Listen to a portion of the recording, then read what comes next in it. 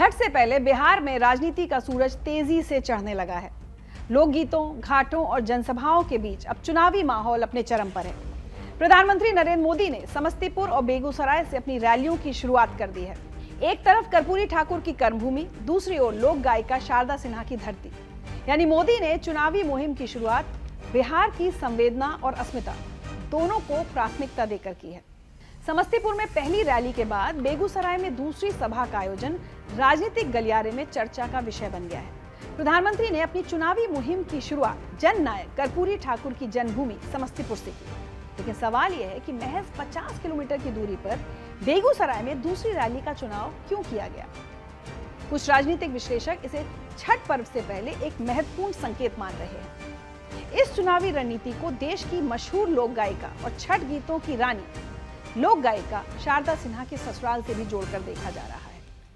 PM Modi ने शारदा सिन्हा के निधन के समय अपनी संवेदनाएं व्यक्त की थी और इस बार पीएम की उपस्थिति राजनीतिक और सांस्कृतिक संदेश दोनों देने वाली मानी जा रही है। शारदा सिन्हा को छठ मैया की स्वर देवी कहा जाता है। उनके गीत कांच ही बांस के बहंगिया, उगो सूरज देव, पहले पहल छठी मैया हर बिहारवासी की भावना का हिस्सा है।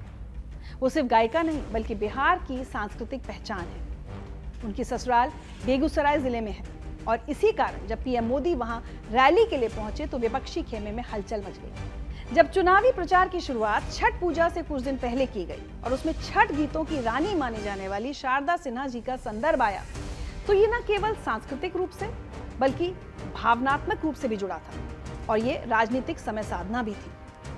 इसके अलावा राजनीतिक दृष्टिकोण से देखा जाए तो बेगूसराय को भूमिहारों की राजधानी कहा जाता है और ये समुदाय एनडीए खासकर भाजपा का मजबूत कोर वोट बैंक माना जाता है। केंद्रीय मंत्री गिरिराज सिंह भी इसी लोकसभा क्षेत्र से हैं और बीजेपी में हिंदुत्व के प्रमुख प्रतिनिधि माने जाते हैं। बेगूसराय में भूमिहार वोटर्स लगभग 19 से 21% माने जाते हैं। चुनाव में यहाँ भूमिहारों ने निर्णायक भूमिका निभाई है।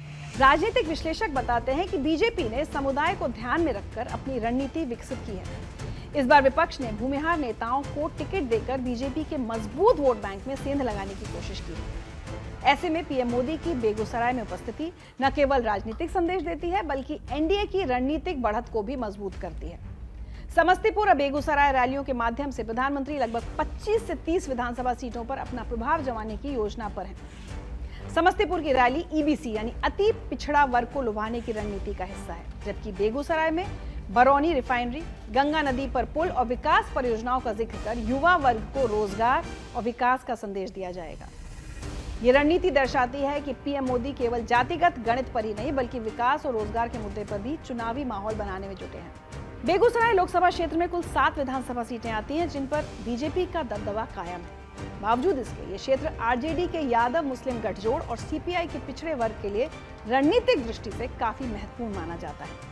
ऐसे में छठ पर्व से ठीक पहले पीएम मोदी की रैली न केवल राजनीतिक उत्साह को बढ़ाएगी बल्कि बीजेपी को अपनी परंपरागत दबदबे वाली सीटों को फिर से जीतने में मदद भी करेगी।